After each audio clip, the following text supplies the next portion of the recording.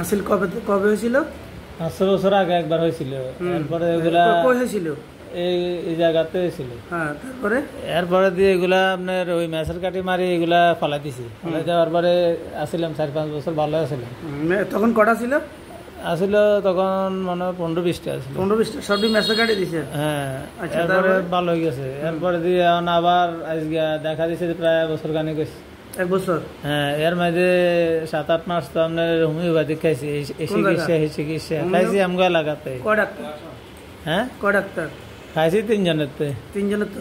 হ্যাঁ, খাওয়ার ওষুধ না লাগানোর ওষুধ? না, খাওয়ার ওষুধে দিছে। এরা প্রায় দিছে আপনার একজনে 2 মাস 2.5 মাস করে এরকম খাইছি। মানে যে 3 জন হোমিও ডাক্তার খাওয়াইছে?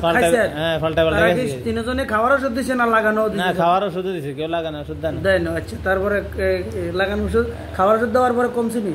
না, কমেটা না। এরপরে দিয়ে যাই কুমিল্লা যাই, স্কিন ডাক্তার দেখায়, এগুলা গ্যাস দিই কিছু ফালা দিছি। কুমিল্লা স্কিন ডাক্তার দেখাইছেন?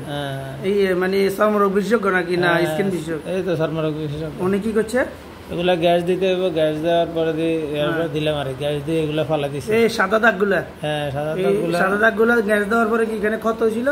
হ্যাঁ, ক্ষত হয়েছিল হালকা। এগুলা আপনার অ্যান্টিবায়োটিক খাওয়ার পরে ভালো হয়ে গেছে। ভালো হয়ে গেছে। তো এখন এই যে ধরেন এই যেগুলা গ্যাস দিছিলেন, এখন তো আপনার গালের মধ্যে ধরেন কয়েক হাজার মনে আছে।